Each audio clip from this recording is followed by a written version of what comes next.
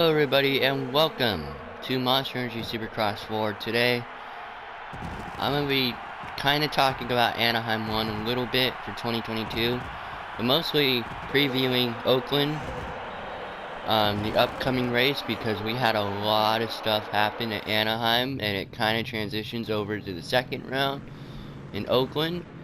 I made a video on it, but in case you didn't see it, which I know a lot of people didn't see it, 6 out of 9 times in the past 10 years, except for 2021, obviously, the winner of Oakland has went on to win the championship. So yeah, it's a little fun fact. Anyway, let's get into this here. This is gonna be very interesting this weekend because we had some gnarly takeouts at Anaheim 1. First of all, I want to give a big congratulations to Ken Roczen on winning the opening round.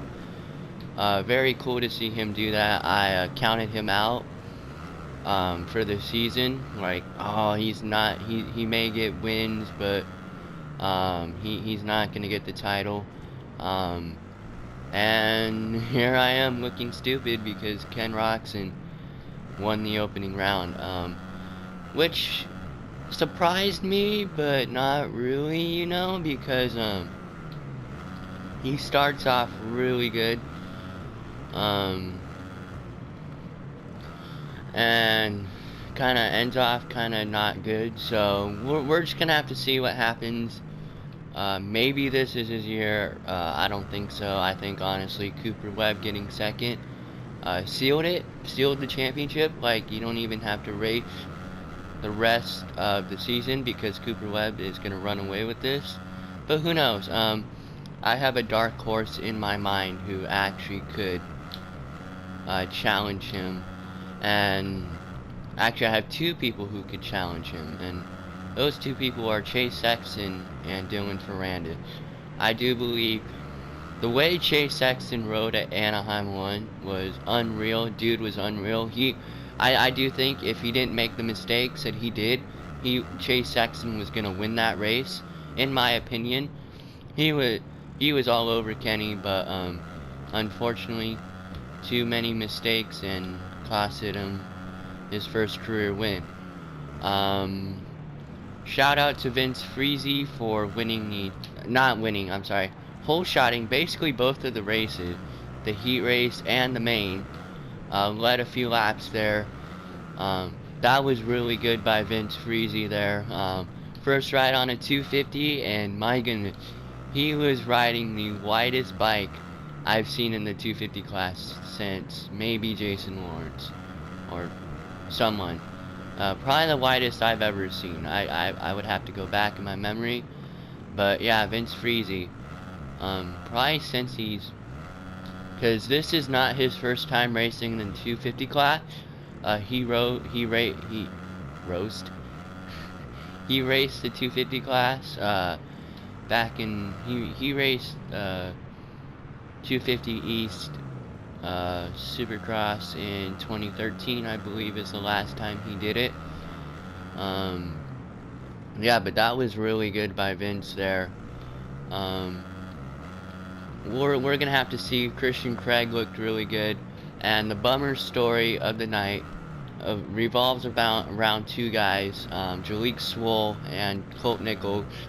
Update on Colt. He did have surgery today, Monday, January 10th. Happy birthday, Hayden Deegan. He did have surgery today. So he's out for the season. It's a bummer. It's a bummer because he could have been the one person who challenged Hunter Lawrence for his championship. Who knows? Maybe this is Christian Craig's year. I don't think that surprised anyone. Christian Craig winning.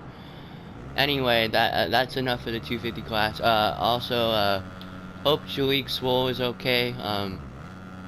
That was a bad one. I didn't think it was too bad, and then I watched it a few times. I was like, yeah, he twisted his leg, and how he didn't have a broken leg after that, I don't know. Anyway, that's it for the 250. 450 class, as I said, Ken Roczen took the victory. After Sexton made his mistakes, Kenny kind of cruised to it. He didn't really. I do think now a scenario I could have seen going like this is like I wouldn't be surprised if it went this way in that race on Saturday, because it is Monday. I am filming this a little bit late. A scenario I could have seen on Saturday is Chase Sexton takes the lead. Chase Sexton puts about 4 seconds on Kenny. Coop gets up to second, and in the final 3 minutes of the race, Coop catches Chase Sexton, and Coop's your points leader right now. I honestly could have seen it going that way. I think, who knows? That would have been a very interesting scenario, though, to see that and see how that would have played out. Dylan Ferrandis, his result did not reflect how he was riding. He was really good. Malcolm Stewart's result didn't reflect how he was riding throughout the day. Jason Anderson's result didn't reflect how he was riding. Very bummed for my friend Justin Barsha. Not get the 4-peat, but hey, you're not going to win every single opener. Somebody's got to break that streak, and Kenny was the one to do that. Like I said, Anderson's result didn't reflect how he was riding. And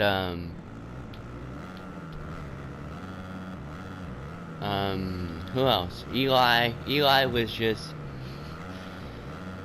you know, I thought Tomac's starts were gonna be good. I thought his starts were gonna be better, and they were still ass all day. His starts were ass, yes, on Saturday. Like there's no better way to put that. I guess we can get into the talking points of the night then, and why I think. Okay, Oakland is gonna be insane this weekend for the reason I'm about to talk about. I believe Marvin Musquin and unfortunately Justin Barsha, they're gonna get cleaned out. I hope Justin doesn't watch this video, and I actually messaged him after the race and said congratulations and stuff on the, what did he get? Oh, he got 3rd, that's right. I should know that. Texted him saying congratulations, you earned that, or like, I think I said like great race and like good job and stuff like that.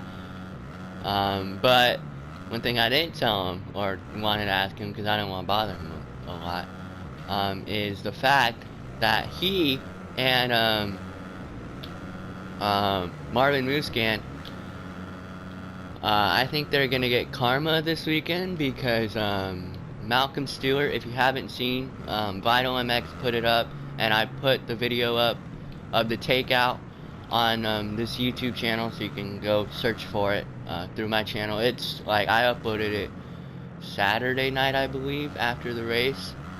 Oh no, I uploaded it Sunday morning.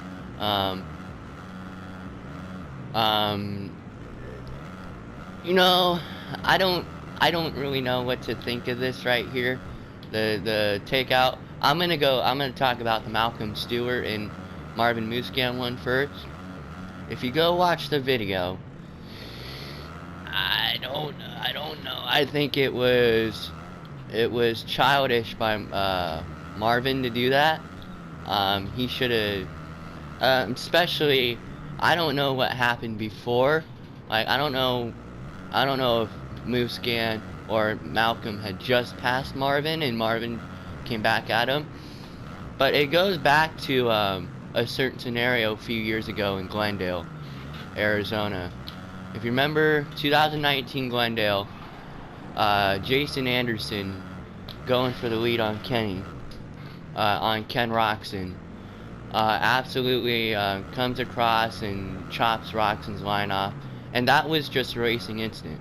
But the thing is, Anderson followed Kenny for a long time before that happened, and should have known that Kenny's line was to cut down.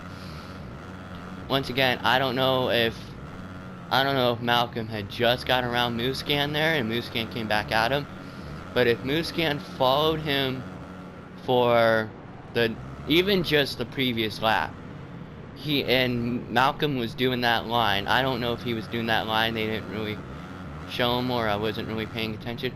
By the way, there's a speaking of Malcolm, if you go back and watch the Chase Sexton crash, I'm sure a lot of people caught this because it was right in the middle of the screen, and I think Lee Diffie commented on it. Stewart got so well, he didn't really get sideways in the whoops. He got out of shape in the whoops and about ate it. It was before the incident between him. Oh look, there's Anderson. And oh, there's Barsha. Yeah, he got so sideways. Anyway, if Malcolm was cutting down in that turn in front of Marvin Musquin's got to know that that's the line right there. I think a lot of people did that line too. I don't know what to think of it, man, because like if you're Marvin, when you see him take that line the lap before, you got to know that's the race line or whatever. I believe Ken Roxon was doing it in the main too. I believe he did it in a clip of Chase about going over the burn there.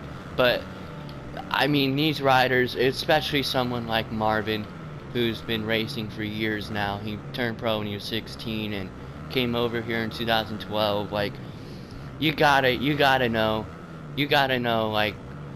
like, oh, if I go in here, like, I risk going down here and taking him out and having him pissed at me, you know.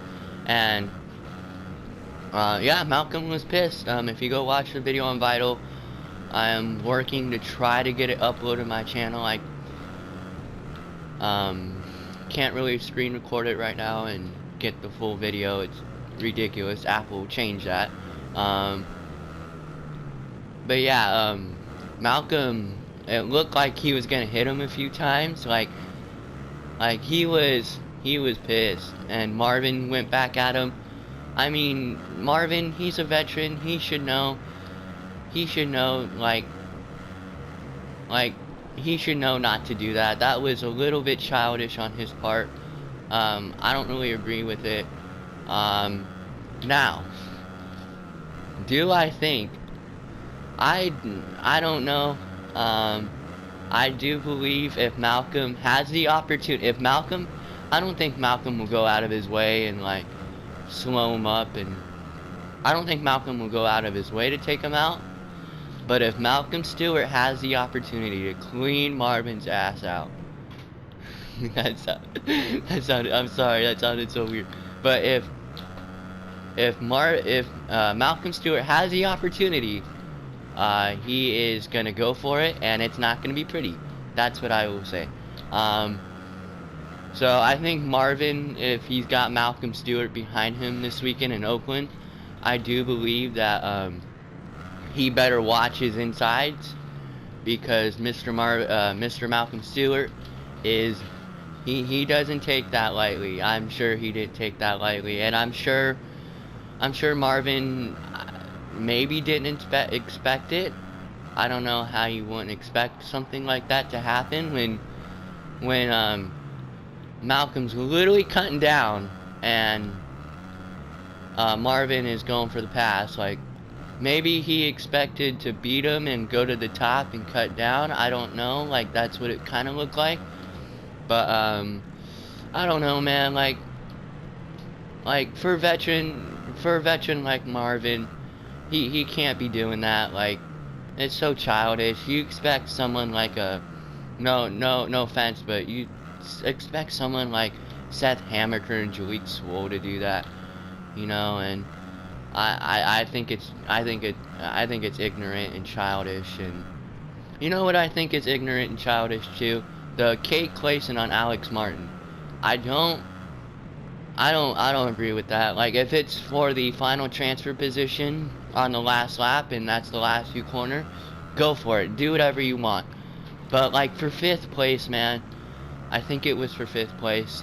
Like, really, you got to do that. Like, just run them high and get them to a stop. Don't completely clean them out, you know? Like, I didn't agree with the Kate Clayson thing. But anyway, let's move on to the other talking point of the night. Barsha and Anderson. Now, I had a few people, I uploaded this video too, and I had a few people in the comments say, well, he didn't touch him. Well, clearly you didn't go back and watch the video, because it's not like he completely slammed him and stuff. He lightly bumped him. But, Anderson, it's actually funny, if you haven't seen, so after that happened, Anderson basically said something like, oh, well, you gotta go get Team Fried merch. And Barsha ordered Team Fried merch, and Anderson said there was no hard feelings, but knowing Anderson, I think that's crap, because same thing, like, Anderson is more likely to go out of his way to take out Barsha, but I don't think he will. But yeah, if Anderson has the opportunity to do it, watch out, because like Muscan, Barsha better be guarding his insides, and yeah, Barsha better be watching it if Anderson's behind him, because Anderson, we saw his beef with Cole Seeley, and most of that stuff with Cole Seeley was the last lap for extra positions or a win or something like that. But like, I don't know, like, Anderson's more likely, out of the two, Malcolm or Anderson, I think Anderson's more likely to go out and clean out Barsha than Malcolm is to clean out Marvin. But yeah, I think this weekend in Oakland's going to be really interesting. As for predictions for Oakland, I don't know, man. Like usually I'd be picking Colt Nichols. I'm gonna go out on a limb and say Seth Hammaker. It's gonna be either Seth Hammaker or Hunter Lawrence this weekend. They looked really good at Anaheim. Or Michael Mosman. I think both classes right now, it's very start dependent. Like, we saw Ken Roxon get a start, and the only guy I really saw come through the pack was Craig, but Craig got a good start too, you know. Other than that, like the Craig and Shimoda thing. So if you don't know, I'm just going off here. I don't really care. If you don't know, Shimoda hit the gate in the main event, and the rumor is, and I actually do believe this, that Craig flinched on purpose to mess Shimoda up. If he's doing that, that is so, like, I'm not saying, oh, you should penalize him for that, but like, really, like, I know you gotta get an edge on your competitors, but to do that right there, I don't agree with that. But that's just my opinion. Other than that, Oakland. Yeah, I think I'm gonna have to pick Seth. Would it surprise me to see Christian go 2 for 2? No. Do I think he's gonna go 2 for 2? Most likely. I'm gonna have to pick Christian again, for Oakland. If it's not gonna be Christian, it's gonna be Hunter or Seth. One of the podium guys from Anaheim 1 is gonna take the win this weekend. And other than that one podium guy, bold prediction, I know I said that I think he might win this, but I don't think, if Craig doesn't win, Craig doesn't get on the podium this weekend. You got guys like Shimoda and Mosman who are probably fired up from last weekend. So yeah, 450 wise. Oh boy, I think this is Sexton's week. Depending on, I play ARM Fantasy, so depending on how he looks in practice, I think I'm gonna have to pick Chase. Like Chase, I'm sure he's fired up. He didn't seem too happy after the main last week. So yeah, I'm gonna have to pick Chase Sexton for the 450 win. And how do I think Kenny does? Kenny gets, I think it's a Honda HRC 1-2 this weekend, but I do think Chase pulls it out. And yeah, that's it for me. That was a very long discussion, longer than I thought. Let me know down below either your thoughts on Anaheim 1 or your thoughts on Oakland and who you think's gonna win. I am interacting with you guys down there, liking your comments, responding to them if I find something compelling. Yeah, let me know. Thank you all so much for watching. Sorry for the long video, but I'll see you later.